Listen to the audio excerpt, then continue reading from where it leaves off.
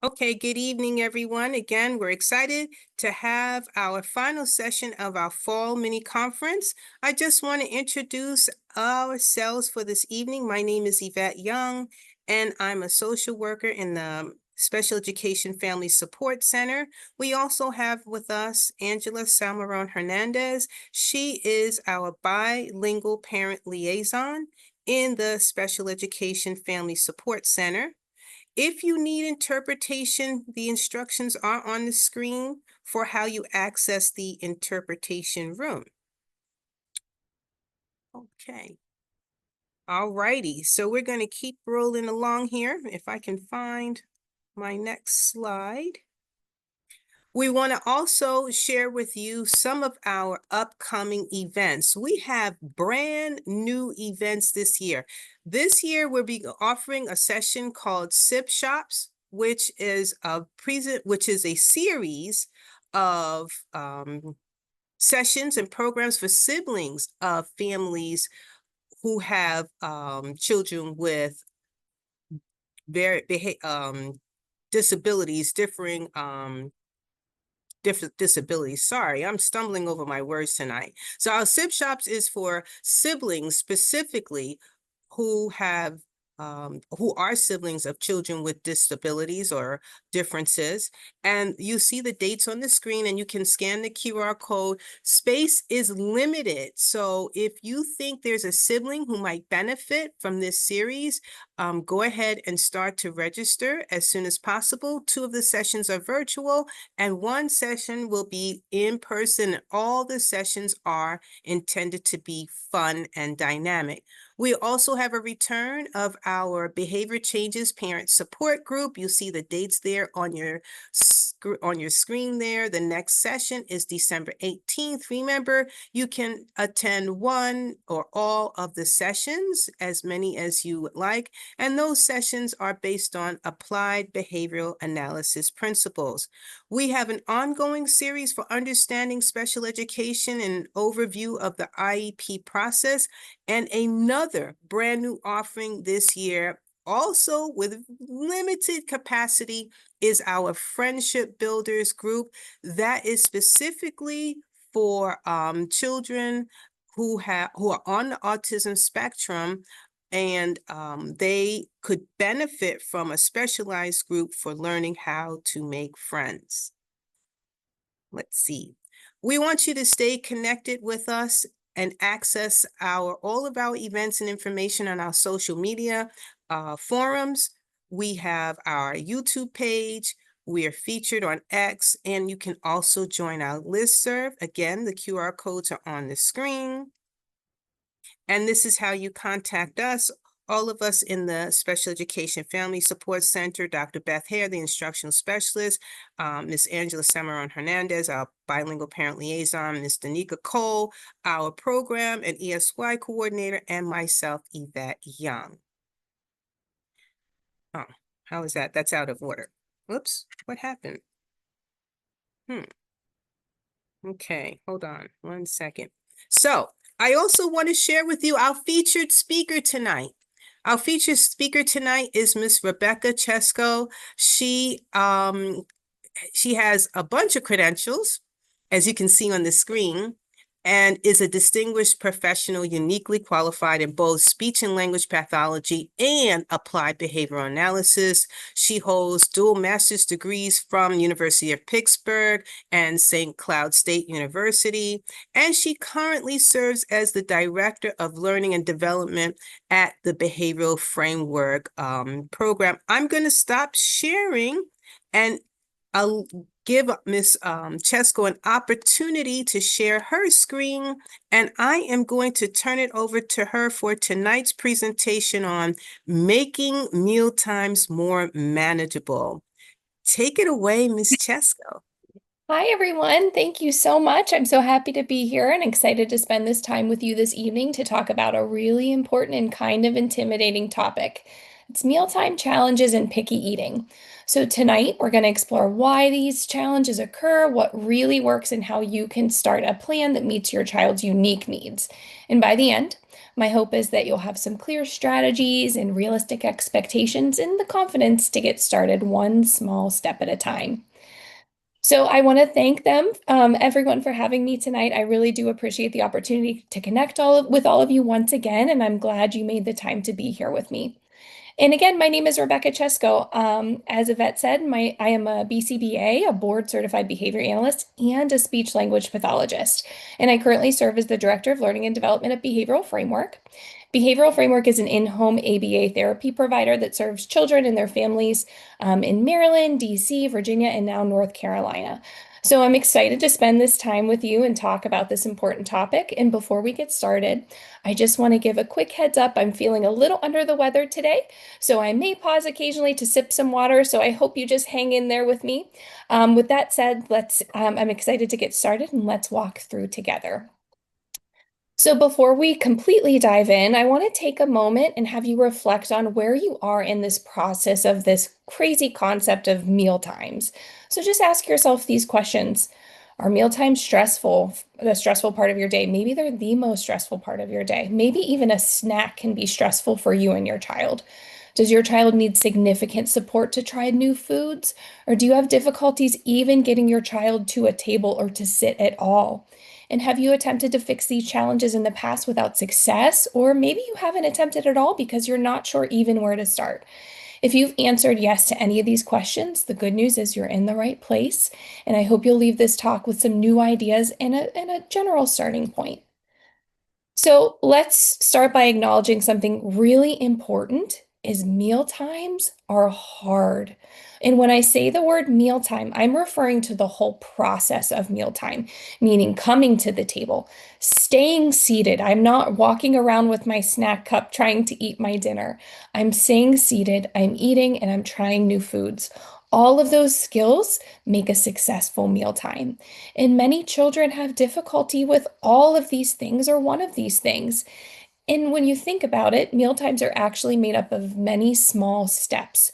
Coming to the table, staying seating, just looking at the food, asking for help. Hey, I can't open this, or I don't know how to use my fork. I need to use it. If one of those steps is challenging, the whole meal can feel really stressful for the child and for you. But the good news is when we understand what step is tricky, we can support it gently and build progress over time. So our goal today is to break things down into very small, doable steps that build confidence, not just for your child, but for you. So you feel like, hey, you know what? I can actually do this. So now that we understand the challenge, let's talk about what we're going to focus on today. So here's our objectives for today. We'll talk about why mealtime can be challenging and why it's okay that it's challenging. We'll do a really brief look at research, just enough to kind of guide our approach. We'll talk about how to make mealtimes more fun and less stressful. We'll talk through some key strategies that matter the most when supporting picky eating. And then we'll talk about some tips for building an individualized plan that fits your child that you can kind of start right away. So this is not intended to be overwhelming. We're going to go step by step, and I'm hoping to give you some practical tools that you can use right away.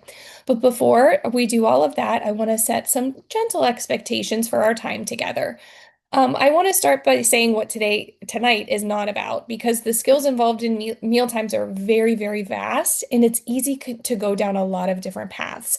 So this presentation is not about giving you a quick fix. I certainly wish I could, but that's just not the way it works, unfortunately. Every child is unique and that's wonderful. We should embrace that. But this is not going to give you a quick fix. It'll give you quick things to try, but not a solution for the problem for tomorrow.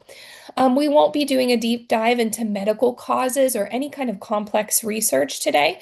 We're just going to focus on practical day-to-day behavior-based strategies that you can try at home. And I won't include any child-specific advice, but the strategies we can review can absolutely be customized. If you have a BCBA working with your child or a teacher, they can help customize the strategies that we review today. So my goal is to equip you with those really simple, clear steps so that meal times can feel more manageable, less stressful, and more positive. These strategies work with children of many different ages. So sometimes it may sound like I'm talking about a very young child or a very old child, but these strategies can apply to anyone at any age. And the focus is on building confidence, predictability, and making sure we're getting those little small wins that will add up over time. Before we start applying the strategies, there's one really important thing we need to cover. If your child is struggling with eating, it's always important to check with your child's doctor before starting any new strategies. Picky eating is sometimes behavioral, right? We can kind of tell what's going on and we know that it's upsetting them. But the unfortunate thing about any kind of eating related issue is there can be medical causes that can cause those issues to come out too. And those medical causes obviously need professional and specialized support. So that's why it's really important to talk to your doctor before trying anything new. Just run it by them and say, hey, I'm thinking of trying this. What do you think? If your child has an occupational therapist, they're also really important partners in this process for building mealtime routines. I encourage you to talk with them too. So we want to make sure we're working safely, respectfully, and we're collaborating with anyone that's on your child's care team, the teacher, occupational therapist, the doctor, and everyone. So let's start with what research tells us about picky eating with children with autism and unique needs. So the research shows that children with autism are more likely to refuse foods and have very limited diet compared to children without autism. And that's one of those things that we probably know that, right? But it's just important to know that they have researched and that's proven. Many children also show preferences by brand, texture, type, or even how the food looks, which can make expanding their diet feel really overwhelming. And my hope is by showing you this information and all these dates and these names and all these kinds of things, that it is validating if you're having any challenges with picky eating. There's research to support that those challenges exist. It's not just you, and there's ways to help it. So these patterns are common and well documented. So if your child is experiencing these struggles, you are not alone and it is not your fault. That's really important for you to keep in mind. So here's what we know about mealtimes in children with unique needs. Eating is obviously incredibly important. There is no avoiding it. We have to eat. And the challenge is that since we have to eat, when someone refuses food, often that's effective because we can't let them go on for so long without eating. And that makes it really tricky to work on. Mealtime is also really important for family routines and social interactions. If you think about it, children eat with their peers at lunch. They have meals with their family. They eat at different events like parties. Mealtimes are very central to a lot of the things that we do. Mealtimes are more than just about eating. It's important for overall social well-being. And mealtime requires a lot of skills all happening at once. This is a hard thing to do. It involves sitting at the table. You've got to remain calm. If there's a stinky food nearby, you can't go run and scream and throw the food across the room. There's a lot of skills that go into having a successful mealtime. And when we slow down and look at all these steps involved, it can make sense as to why this can feel overwhelming for children. And also, many children with unique needs experience mealtimes differently. Sensory differences can make textures, temperatures, and smells feel really intense or uncomfortable or just non-preferred. For example, a food that feels, expected to us might feel slimy, sharp, or gritty, or overwhelming to your child. We understand what pudding feels like, but they might not. It's not appropriate or it's not preferred, I mean, for them. Since mealtimes are so complex, it's easy to understand why one weak link in the chain can cause really big problems in the whole process. And again, mealtimes are hard. The skills are complex and intertwined, and because of this, challenges can be stressful for families and their teams, their teachers. It can be very stressful with teachers as well. It's important to keep the complexity of mealtimes in your mind throughout the journey because if things don't go well, again, it is not your fault or your child's fault. It's simply a really difficult aspect of life. But the good news is we can learn to work through it. So instead of focusing only on whether your child eats a new food or has happy meal times, we're going to talk about a more broader and realistic definition of what success means in this realm, one that helps your child build comfort and confidence step by step. So it's really important to acknowledge that success is different for everyone. But like anything in child development, you need to have a starting place or comparison for a few baselines. So again, success is not just about eating foods. Maybe that's the ultimate success, right? But there's a lot of other small successes that children can experience that we should be acknowledging and working towards.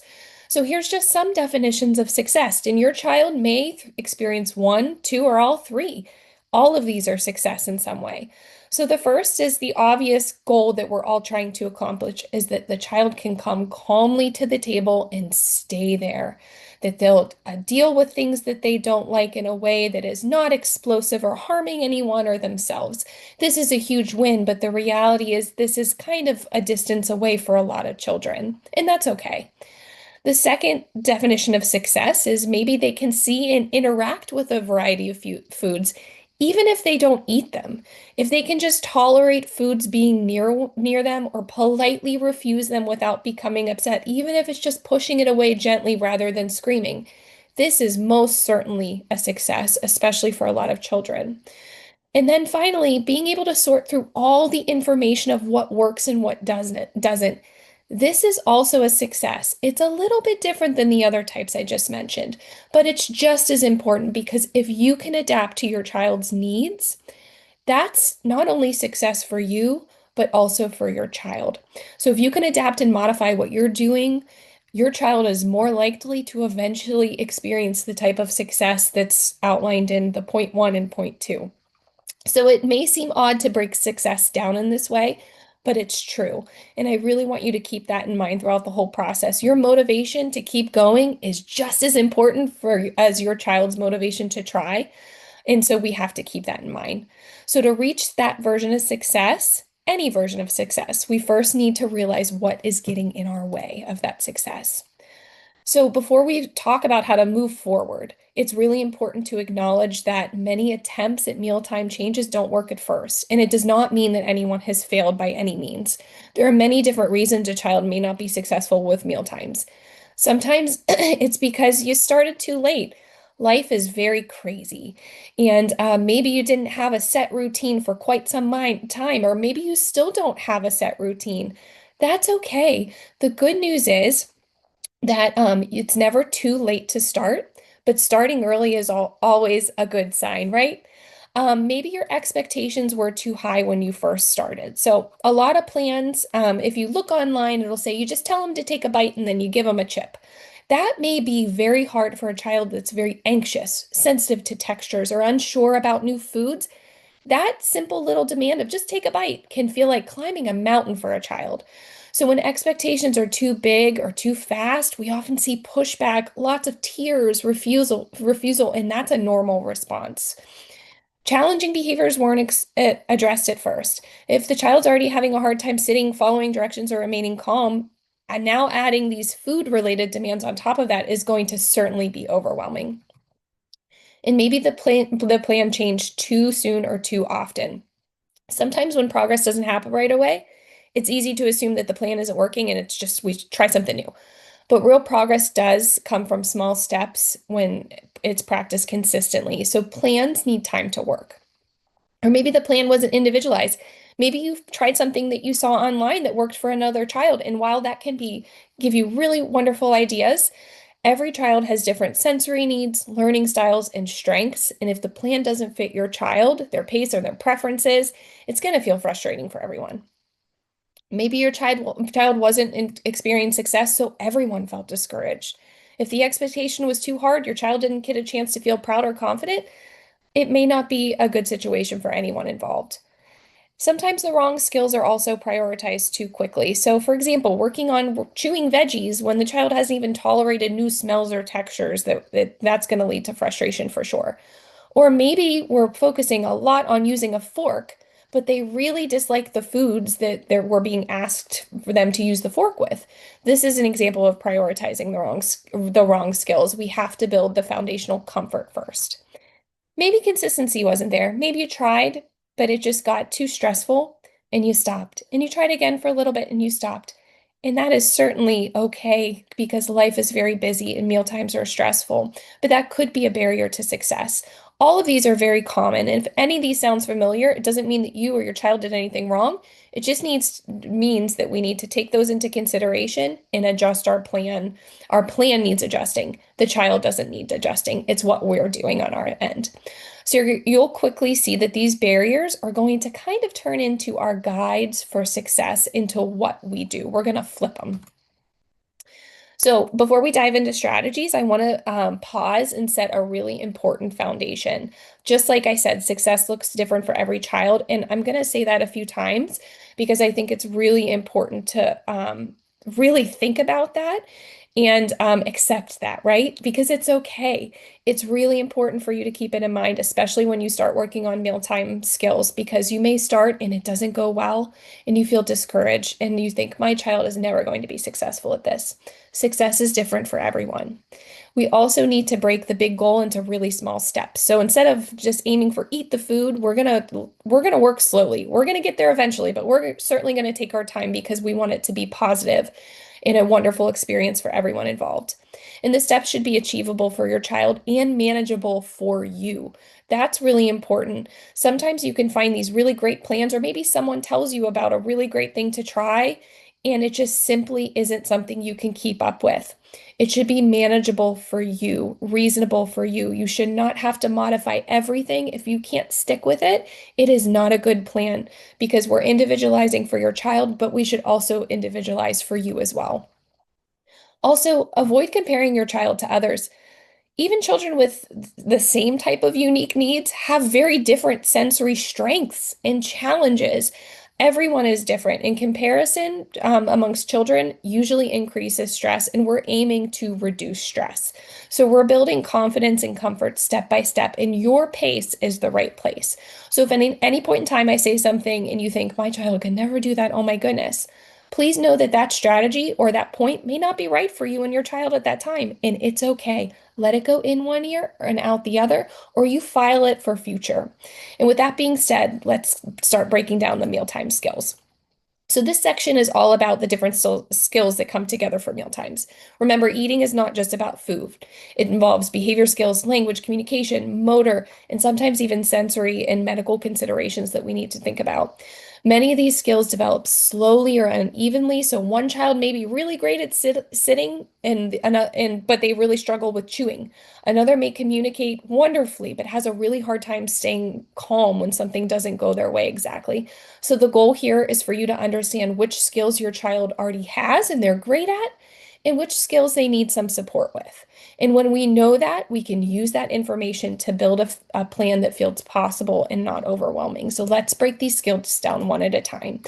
And again, reminder, I said this before, I'll keep saying it. These are genuinely hard. So please, when I review this, do not just get discouraged. That is not the intention of this. And remember, every child moves at their own pace, and we're going for small wins here. So if you look at these skills that are here and you're feeling discouraged, take a step back and just look at really small things that maybe we could work towards, because the small wins, a win is a win at the end of the day. So this isn't an exhaustive list of the skills involved in successful meal times. It's just an idea to just showing you the complexity of everything that goes into this. Some of these skills are required for successful meal times, while other skills listed here are just kind of nice to have skills that make meal times a little easier. So we'll kind of go into this a little bit more depth. Let's look at the first category of mealtime skills, which is related to behavior. So, behavior is something that you should certainly look at first before you start on your mealtime journey. It's common for children with autism or other unique needs to engage in challenging behavior, and challenging behavior often serves as communication. For example, I scream and I throw my dinner because I don't like it. Well, that's certainly getting the point across, right? Maybe not the way that we want, but it's true. It is communication. We also know that young children engage in challenging behavior frequently too. So cooperation and having a good relationship is really important, as a really important part of the process. It's important to build and establish the willingness to cooperate, even with really simple directions such as come here, sit down. And for older individuals, maybe just cooperating those non-preferred items or food items or a chair being present. Overall, when this process starts, the child should be generally happy and at ease. Fears and avoidance behaviors are also important to address, and this goes hand in hand with cooperation and willingness to follow simple directions. Avoidance is very, very common when it comes to non-preferred foods. And to be honest, I even avoid some foods. For example, I am not the biggest fan of sushi. If there's a plate near me, I will politely push that plate away. I won't say anything. I'll just get it a little bit away from me. But that's the different. There's types of avoidance behaviors that are a bit more acceptable, such as gently pushing a plate away rather than throwing the plate across the room, right? We'll talk through how to work on these avoidance behaviors both at the table and foods later in the presentation. Another key part of this is emotional regulation, and that's a really hard one for everyone, including us. What happens when your child becomes upset? Do they yell, throw, push, or are they able to stay in place and calm down with your support? So before changing food completely, we a lot of times need to look at these skills and start building those slowly. By addressing behavior and having some cooperation, you're creating a relaxing and engaging experience for your child rather than putting them in that fight or flight mode. This does not mean you can't start working on these skills if your child is struggling in this category. Not at all. It's just important to understand that these have a direct impact on mealtimes, and we should actively be working on them as we're working on mealtime skills. It may seem odd to say language and communication are involved in mealtime skills, but they are. Communication is really important at the table. Mealtimes involves a lot of directions, and it also involves requesting, maybe for help or more, or to be all done. I hate this dinner, or just to have social conversations. And let's talk about listening skills, meaning being able to understand what's being said to you. Think about all the things you say to your child during mealtime. Okay, it's time to sit down now. You only need to eat 5 bites of food, and then you can go play outside. Make sure you use your fork. Put your cup on the table gently. Don't slam it. There are so many things that we say, and a lot of times we expect the child to understand what we're saying, right? So the biggest point here is keep it simple. The less is more, especially when it comes to a difficult skill in a non-preferred domain like mealtimes.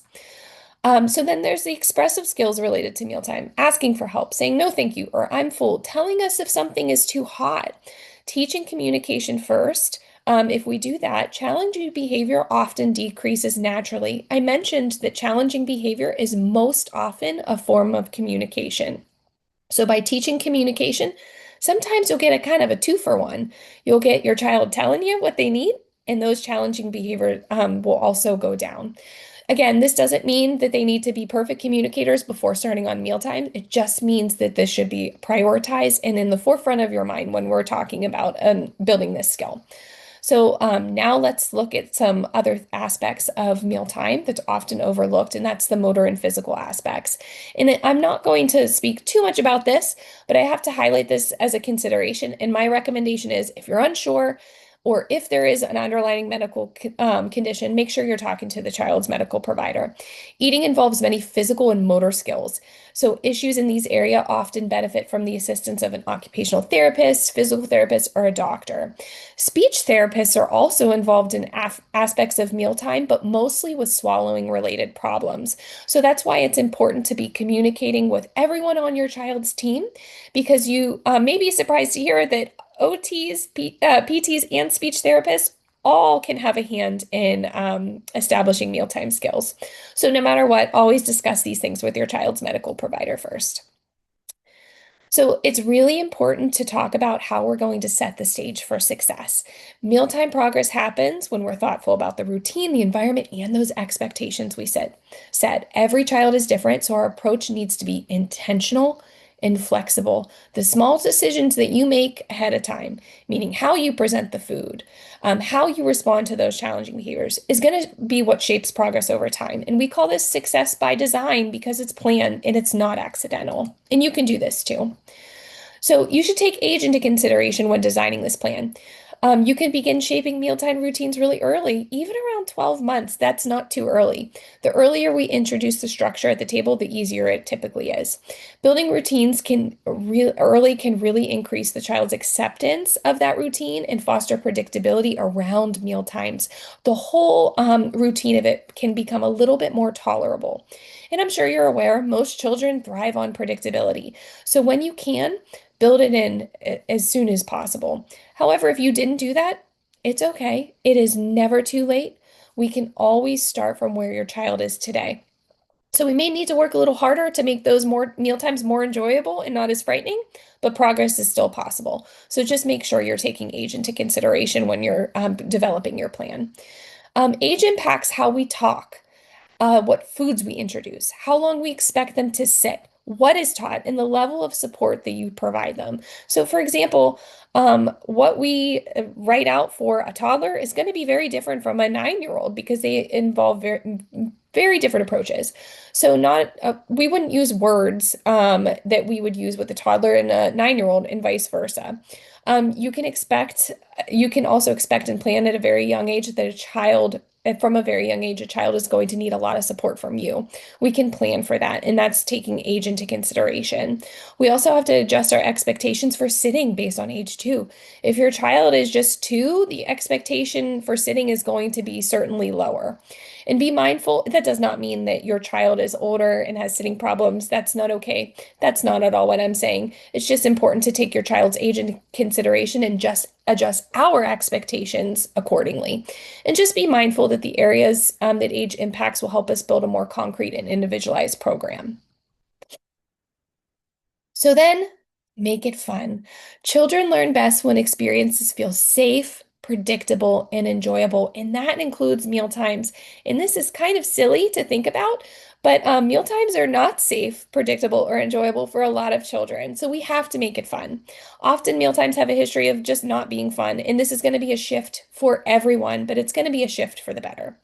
So maybe you have a child that just loves to help you. Maybe they like to help you get things, or even if you're pretending to allow them to help, you can use that. You can give the child small jobs surrounding mealtime. Doesn't necessarily mean with food prep. Maybe they're just putting the napkins on the table. Everything that we can make positive surrounding the mealtime routine is going to benefit in the long run. So this is where you might have to kind of think big picture and get a little creative with it. Adding small elements of fun can make that table time feel less intimidating. Maybe you put some soft music, you put a Bluey song on, or you use special placemats, or you dim the lights, or maybe you make the lights brighter depending on your child's preference. Maybe you have a theme night. Let's say your goal is you just want your child to eat hot dogs. And that may sound silly, but I've had many parents that have just wanted their child to eat a hot dog because it would just make life so much easier than having to make spaghetti every single night.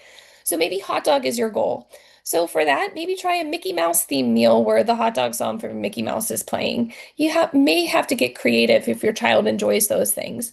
And offering small choices can help the child feel in control. So for example, do you want the blue fork or the green fork? They pick one and you make a big deal of it. Oh, you want the blue fork today? That's great. These little things working towards making mealtime fun are going to have a bigger impact in the future. When mealtime feels positive, kids are more open to try new foods and experiences.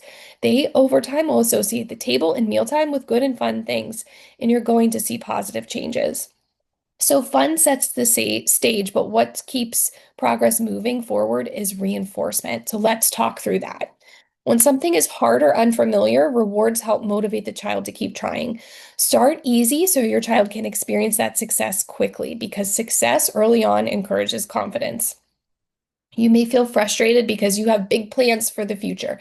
You want them to eat the whole Thanksgiving meal, and that's a wonderful goal to have. But not starting small can make it feel as though your child is never going to reach that goal. Starting small actually saves you time. So celebrate every success, even the tiny ones. You smelled it, that's progress. You didn't run away, great job. Praise is a really powerful teaching tool if your child likes that. If your child likes something new, give them more and show excitement. Maybe they tried the pudding and they just loved it. Well, give it to them. That's wonderful. Let's celebrate that and reinforce that. This tells them that trying new things feels good. Think about rewards at 2 levels. Everyday small praise or small rewards, and those really big celebrations for the really big deals. So, to use rewards effectively, we want to understand the science behind why they work so much. So, reinforcement, it just means anything that makes a behavior more likely to happen again in the future. So, we use reinforcement after someone does something to show that trying new things will lead to something positive. Over time, this motivates your child to engage in these challenging tasks, such as mealtime, by associating that thing that they didn't like so much with a really good outcome. Every child is motivated by different things: toys, attention, music, jumping, tiny treats, people, all sorts of things. What matters in this is what works for your child. So consider finding a very special reinforcer that you use only for meal times. So let's say that your child just loves M&Ms. They would do anything for an M&M. Maybe if you're working on meal times, you save M&Ms for only when they're doing something successful during meal times. If they only get M&Ms during that time, well, they may be a lot more likely to listen and follow and try when that's involved. So it's also important to remember that a child's preferred item change. What worked yesterday, maybe the M&Ms worked yesterday, well, they don't want them anymore. Keep an eye out for any changes, and you know your child best. And just a quick note, it's important to keep in mind that there's a difference between a preference and what's called a reinforcer. So a preference just means if I had to choose, I'd choose this one, but I wouldn't really do anything to get it. Versus a reinforcer is I really like that and I'm going to do something to get it. So here's an example. I usually pick apple juice over orange juice, but I wouldn't do a math worksheet to get apple juice. That means apple juice is a preference. It's not necessarily a reinforcer. And this can be tricky because sometimes preferences, you think that, hey, this is going to work because they really like apple juice. It might just be a preference. It's not a real reinforcer. So reinforcers are powerful because the child wants to do something to get them. So just keep that in mind. Once reinforcement is in place, visuals can make expectations clear and reduce stress. So many children, as I'm sure you know, understand routines better when they can see what happens next. I do know this isn't the case for all children. Sometimes children get a little bit anxious when they see what's coming if they don't like it, but a lot of kids can benefit from it. So visual supports can certainly reduce confusion and they can help your child feel prepared rather than surprised. So some visuals that could help with mealtime include a mealtime schedule, even if it's just something you jot down on a piece of paper. A timer, it helps them know how long the meal's going to last. How long do they need to sit there? A first then board is sometimes makes children feel better. First one bite, then tablet, or first this, then this. In choice boards, visuals can reduce or decrease resistance and increase your child's sense of control and predictability. So I may not mention visuals in every step, but please know that pretty much everything we're going to talk about tonight, you can add a visual to it if that's what would benefit your child. So then, as I said before, mealtime is a collection of many small skills, sitting, staying calm, eating. Instead of trying to fix everything at once, we break the routine into these smaller building blocks and work one part at a time. So starting small gives your child the early wins. It builds confidence. It builds confidence for you and your child, and confidence leads to progress. This also makes it less overwhelming for you. We want progress to feel realistic and sustainable, not exhausting for you. So, again, let's use that hot dog example. We know we want the child to eat hot dogs, but they can't even stand to have one on their plate.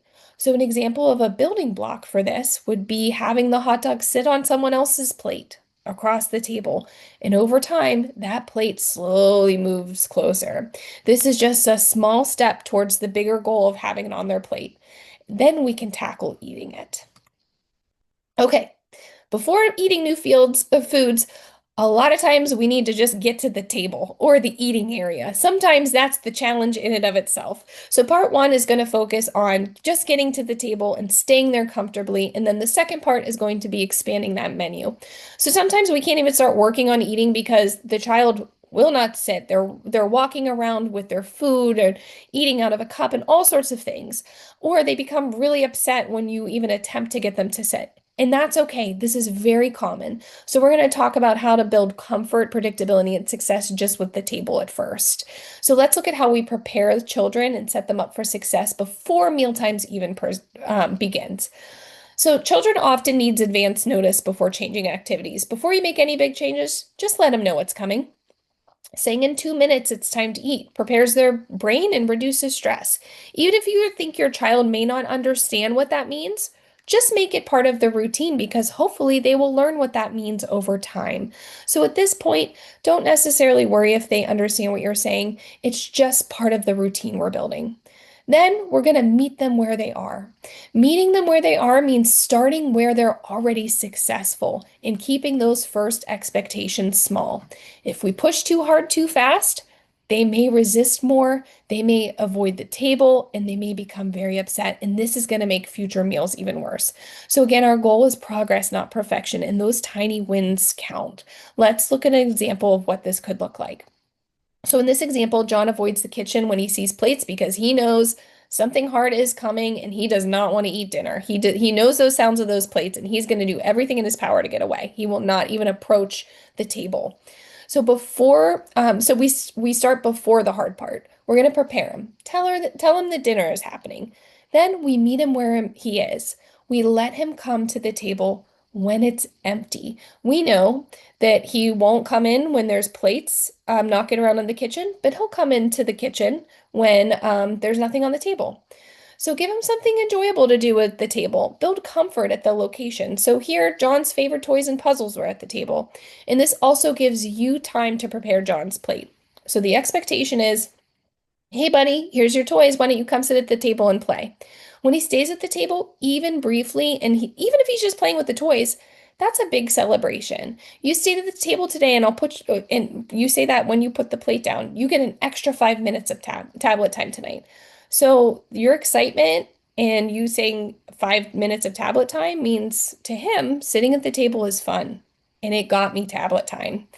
So once we get a small success, the next step is to gently build on it. And we got to keep going. So if you see any successes, any at all, even the smallest change, if he sits now for 15 seconds and it was 10, keep going. When something works once, just repeat the same setup again tomorrow and the day after and just keep it going.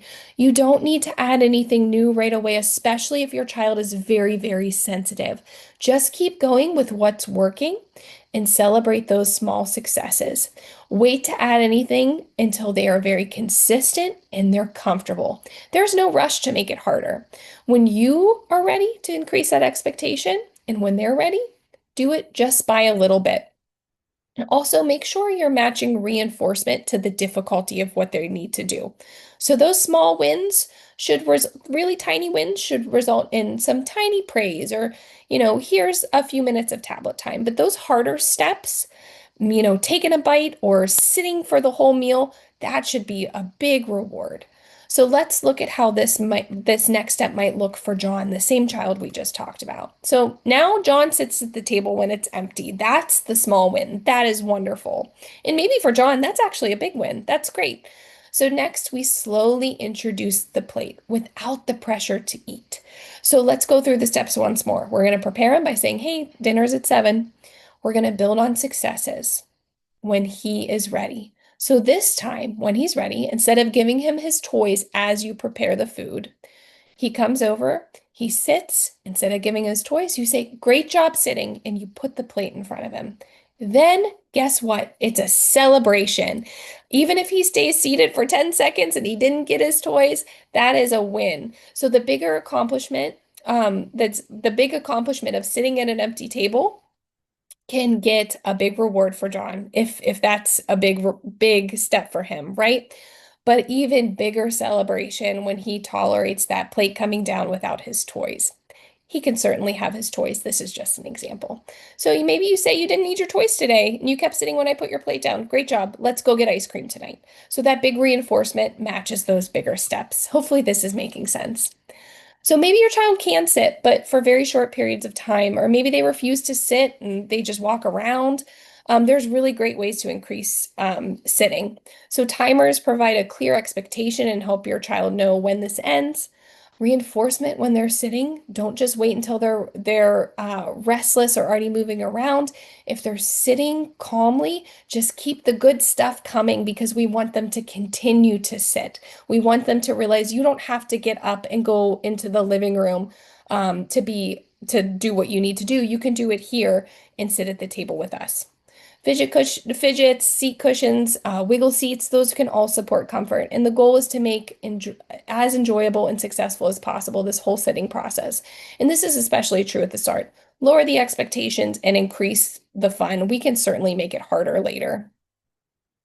This is just a quick note about seat belts. So straps and booster seats can be really helpful for children that have issues with stability, meaning like sitting upright. And you may be wondering, well, you know what? Now that I think about it, a booster seat with a strap, I'll just use that. It's going to make them sit longer. If a child is forced to sit, they may become more resistant, and this means that a seat with a seatbelt may have the reverse effect and make sitting even worse. So we want sitting again to feel safe and doable, not like being strapped in or trapped. So talk to a doctor or your physical therapist if you feel like your child needs something like that to remain upright physically. A seatbelt may be okay in those circumstances, but if not, don't use them. This can actually cause more problems than help. So, challenging behavior will most likely happen, and that's completely okay. This is new and it can be frightening and overwhelming. And remember, challenging behavior is a form of communication. It means your child is telling us something. The most important thing we can do during this is stay calm and stay positive. It's not going to last forever, even though sometimes it certainly feels like it's going to. Challenging behavior when we're starting something new will often spike, right? It'll get real bad, but the good news is it drops down once your child acclimates to the change, learns the skill, or just kind of starts to understand what's going on, that it's not so bad. So don't use the special reinforcer if they engage in challenging behavior. Save it for the progress and those wins. The special reinforcer is for the hard skill you're working on. Use something else when they calm down. So it may seem like you're solving the issue when you give them that reinforcer to calm them down, but it actually makes the problem worse. So when they're calm, use something else. Don't give them that M&M after they just had a 20-minute meltdown. Maybe say, okay, no M&Ms tonight, but you can have this. So when your child's calm, just restart at a smaller step if needed, and maybe you give them help. The goal is if challenging behavior happens, it's okay. We support them through it, but we should go back to what we were doing before in the most gentle way possible and help them be successful so then you can provide that reinforcer. So I get upset, mom helps me calm down. I know it's okay. Oh, guess what? I have to sit again. I forgot, but that's okay because mom gave me my tablet after I sat, even though I didn't want to. It's just part of the learning process. Also, make sure they actually want the reinforcer. Sometimes you try to get them to do something and they're like, I don't want that thing. I'm not going to waste my time. So just make sure that they actually want that because sometimes that solves a lot of problems. Okay, so do's and don'ts, real quick. Uh, Build success gradually, right? Start small. And for sitting, add time slowly. We're lowering our demands and it's going to save us time in the long run, even if it doesn't feel like it. Reinforce and celebrate. Catch those good moments. Use immediate rewards and match the reward to effort. Bigger challenge, bigger reinforcement. And keep it fun. Prepare and predict. Give a warning. Tell your child what's happening. Use a cue or a schedule. Keep those routines consistent and stay calm and steady. Use encouraging language. This may seem like an obvious one. Using encouraging language can help your child feel supported, even if things aren't going well. But the reality of using encouraging language, it can help you stay positive too. If you're saying really encouraging things, you're more likely to remain positive too. And use a timer if it's helpful. Some children benefit from a timer. You should certainly use that. And make sure you are not forcing or pressuring. I can't say that enough. Don't say you have to sit or else, or don't hold them down or make them sit for a really long period of time because they have to try. This is actually going to not get us anywhere. It may get us anywhere somewhere in 5 years, right? But it's not going to get us anywhere quickly, and it's not going to get us in a way there in a way that's positive for everyone involved. Don't jump too fast. Don't skip steps. Maybe you get really excited because your child did something and you want to go to step 10. Just build slowly. Build slowly over time. Those small builds will lead to success over time. And don't forget or withhold reinforcement. The faster, the better. Always provide reinforcements for successes. So make sure you've got those things that they want ready and close by so you can give it to them if they certainly earned that.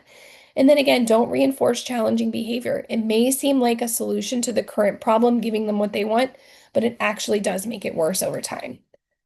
So that brings us to part two. So now we talked about how to get your child to the table and stay there, and we can move to the next step, helping them expand what they eat. So for most children, we cannot just start eating new foods because that is not going to go anywhere positive, right? It's very stressful. And now that sitting at the table, if you did all those things, feels a little calmer and more predictable, we can begin to build the child's menu slowly and gently by using small steps and positive reinforcement. And just a reminder, I know I'm like a broken record, but remember, not all eating challenges are behavioral or some are medical. So it's really important you speak with your child's doctor. Ruling out medical issues is really important part, especially when it comes to this. So once those medical factors are ruled out, we can move forward with a clear path. So branching to a bigger menu. This is a roadmap we're going to follow.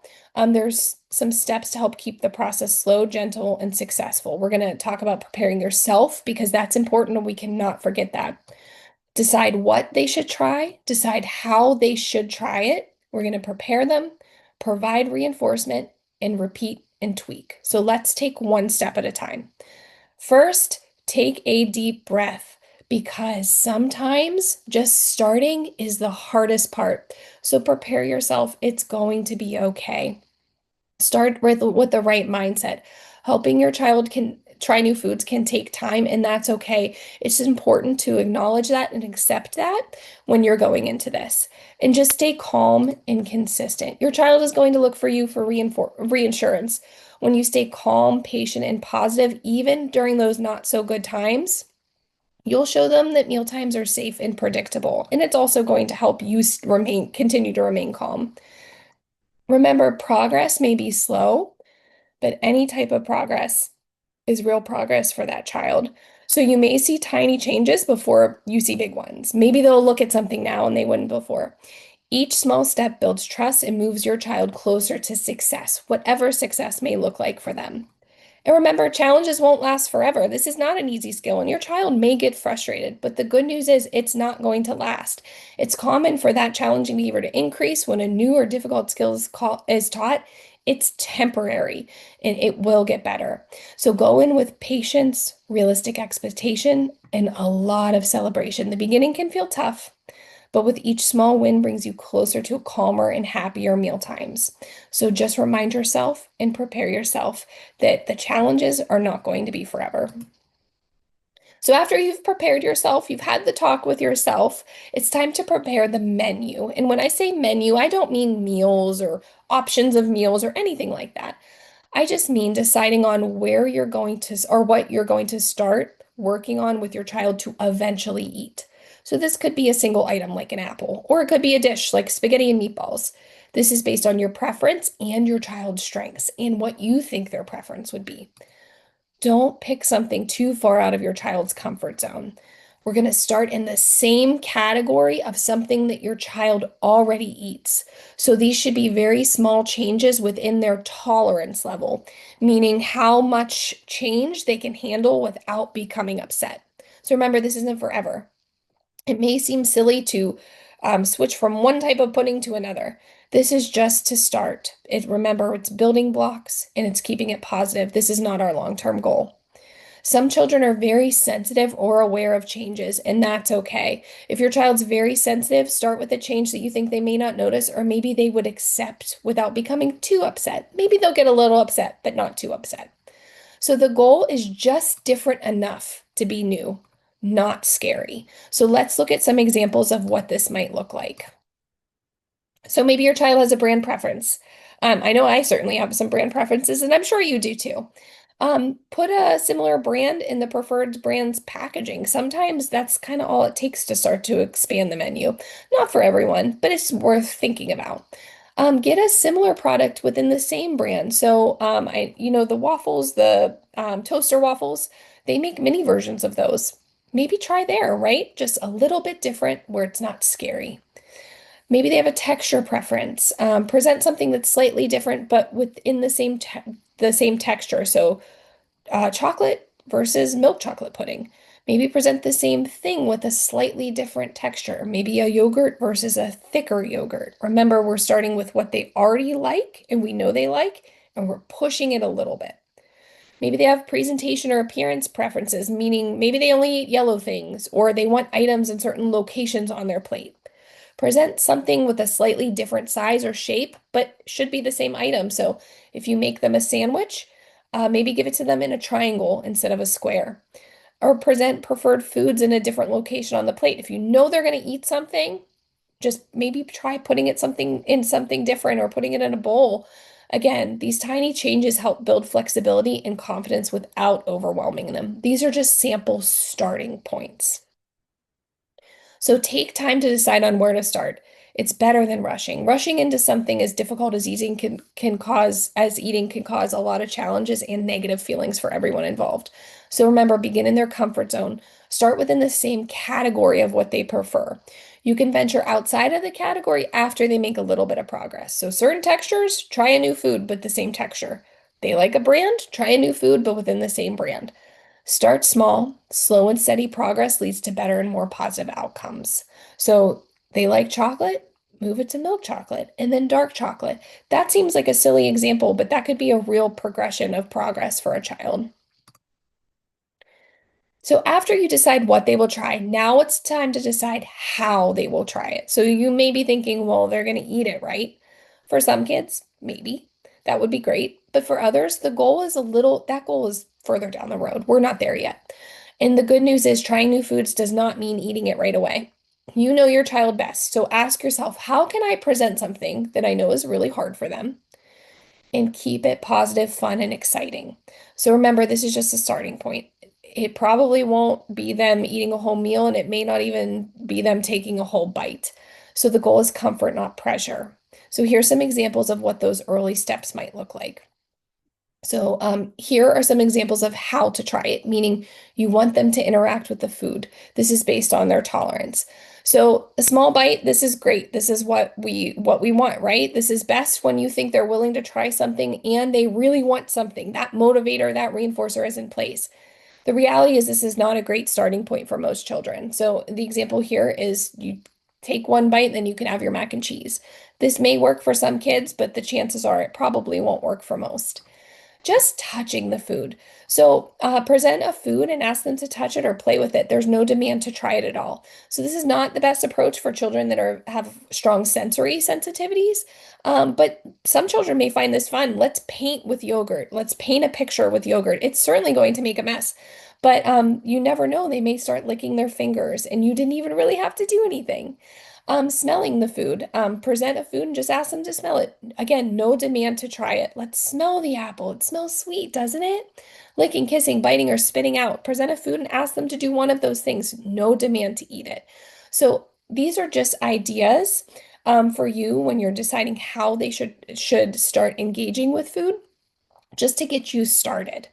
Um, some of these may not work, right? Or all of them may seem silly. It's just to get you thinking, how can I have my child interact with the food and tolerate the food in a positive way? So then eventually they're more likely to try it. That's the goal. So after you've prepared that menu and you've decided how you want them to interact with the food, it's time to prepare them. So make sure you're setting the stage with communication. Tell them what to expect. We're going to try something new at dinner tonight. Again, they may not necessarily understand that, but we're building a routine. Keep that language positive and calm and use visual supports if that's going to support their understanding. Build predictability, meaning have a consistent mealtime routine. Same table, same seat, same order. Predictability reduces anxiety and helps your child focus on learning. Keep those try times short and try to end them on a positive note if possible. May not always be possible, but try. And then be patient and encouraging, as I'm sure you already are. Some children may show frustration or hesitation, and that's completely normal and okay. Just stay calm and supported and avoid that pressure or frustration. And remember, those not so good times are not going to last forever. Then finally, provide reinforcement. So I've said this word a few times, but it's really important to understand what it means. It means adding something good after they do something, something that makes the child want to do that again. It helps connect that effort with a positive outcome. And remember, reinforcement is personal. It looks different for every child. So what works for your child may certainly not work for another child, and that's okay. You know your child best, and make sure you're taking time to identify what's going to motivate them to do this hard thing. Remember, the harder the skill and the more special the reinforcement can be. So, immediate, consistent, and easy to deliver. These are the three rules for reinforcement that really help that learning stick. So immediate, you give it to them right away. They did something, here's 5 minutes of tablet time, buddy. And maybe that dinner goes away because they blew you away and they don't need to do any more. Give them that reinforcement right away. Consistent, choose something that you can provide every single time. And make sure you choose something that's easy to deliver or to give them. It should be something easy when you're at a table. A few crackers versus a chocolate sundae from the ice cream shop. Maybe that chocolate sundae from the ice cream shop is really powerful for some children, but for other children, they may not understand that. And if that's in the future, I don't care. I'd rather have something right now. So immediate, consistent, and easy for you to deliver. And just a side note, reinforcement doesn't mean bribery. A lot of times I hear, I don't want to bribe my child to eat. Reinforcement is planned before they do something and it's delivered after they do something that you want them to do. So take a bite, then they get stickers. It teaches them what to do next time. We're actively thinking about it and we're doing it before planning to do it versus bribery happens during a meltdown. It's reactive. Something bad happens and I give in. So bribery can appear to be a solution, but again, it doesn't help in the long term. It rewards that challenging behavior and it makes that challenging behavior more likely to happen again. So during this process, don't feel like you're bribing your child to try new foods by using reinforcement. If you're done right, all you're doing is making it more rewarding while teaching a really important skill. Then finally, once you start, repeat and tweak as needed. So consistency is key. If it's not going well, you may want to change something right away, but try to hold out as long as you can. Sometimes learning takes time. The child may need to adapt to the change. Consistency helps your child know what to expect. The same setup, expectations, and the same reinforcers. So repeat each step until your child is confident and calm doing it. The more practice with doing something hard, then getting reinforcement, the more positive and motivating the experience will be. And success builds comfort and trust around new foods. Then, once you repeat a little bit, see what's going on and tweak the plan.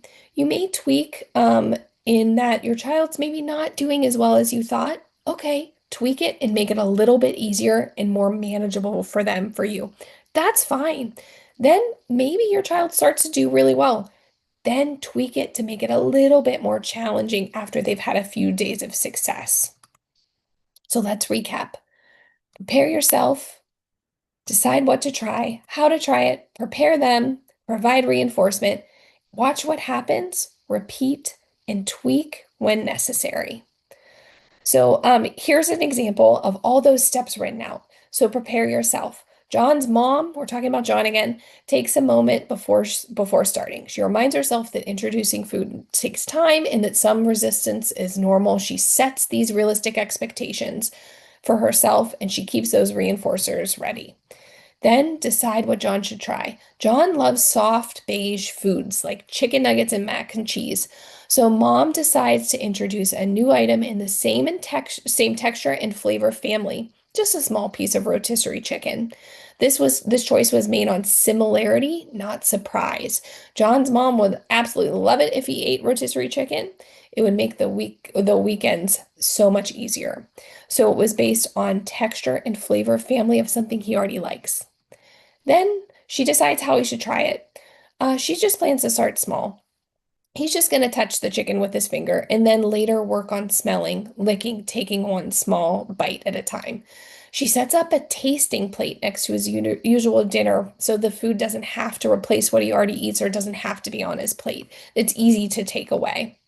Then she prepares John. Tonight we're going to try something new. You don't have to eat it just yet. Just touch it and see what it feels like. Remember, predictability lowers stress. Then provides reinforcement. When John touches that chicken, mom immediately puts on his favorite song for 30 seconds, let's say.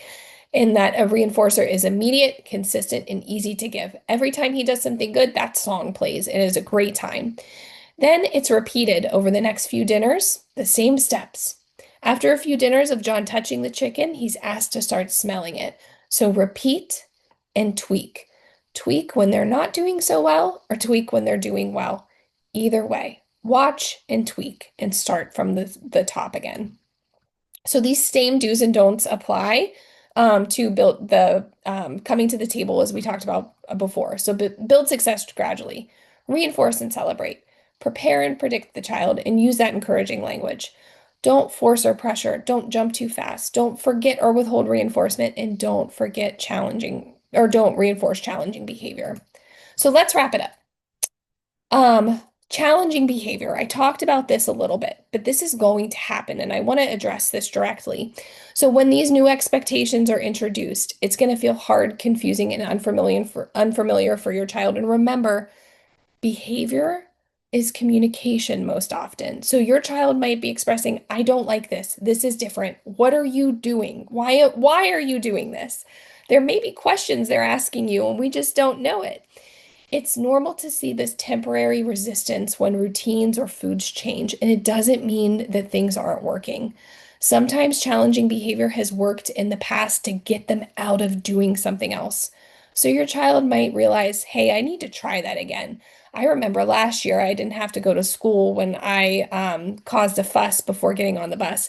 That worked before. I'm going to try it now. So, what can you do? Stay calm, right? Take a deep breath and just know that this is all a part of learning. Keep everyone safe, obviously. If anything becomes unsafe, safety first. All this stuff goes out the window and you keep yourself and your child safe. However, try when possible to avoid reinforcing that challenging behavior. So, what this means is maybe you don't completely remove the direction to eat or you end that meal immediately after challenging behavior.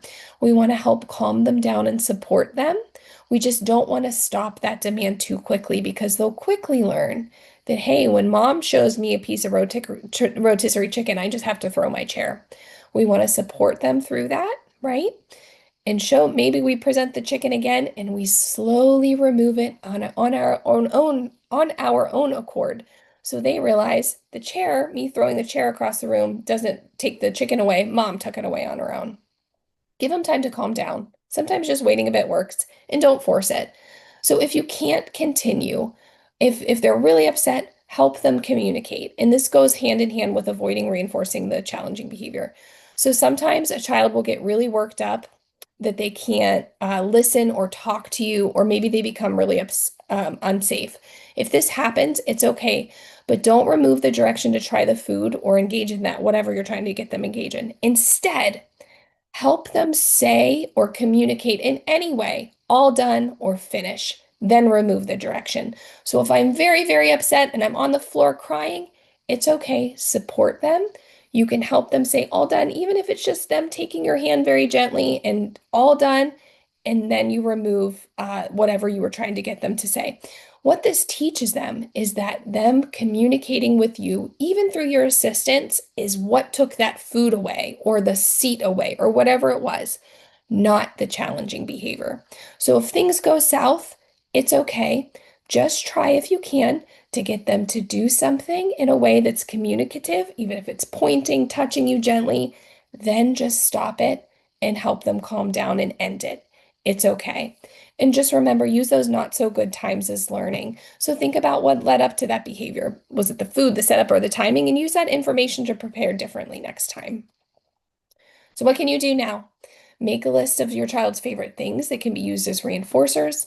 Take some time to identify where those challenges lie in meal times, and see if there's patterns to those preferred foods and non-preferred foods, because this is a foundation for your plan, and you're going to kind of build off of what they already kind of like. Mushy food, if they don't like mushy food, well, then don't introduce a mushy food. If they do like mushy food, maybe you do introduce one. And remember, just start small. And you're not alone. This is going to be an overwhelming process, but you do not have to do it alone. You have an entire team of people that can help problem solve. So make sure you're talking to your doctor. Talk to those related service providers, speech therapists, occupational therapists, BCBA, and even physical therapists, and involve your child's teacher. And remember, asking for help is certainly a strength. It is not a weakness. Everyone is working together to get your child where they can be the most independent and lead the happiest life. So we're all in it together. So just make sure you ask for help. And with that, I thank you so much. I apologize for my voice. It did seem to last the whole time. I wasn't really sure, but thank you again. This is a link to our website if you want more information on it from us. And that's all I have. Angela, do you have anything? Thank you so much, Ms. Chesko. Your presentation was wonderful. Do we have any questions from any of our participants tonight? That we do have our Learning Together series coming tomorrow. It will be completely in Spanish with English interpretations. So we hope that you can join us tomorrow as well. All right, exit ticket is on the screen, and I will also put it in the chat. And if there are no questions, we thank you so much for joining us. And we will share the presentations that was presented today in Spanish and English. If there's nothing else, we thank you so much for joining us. Have a good night. Thank you so much, interpreters.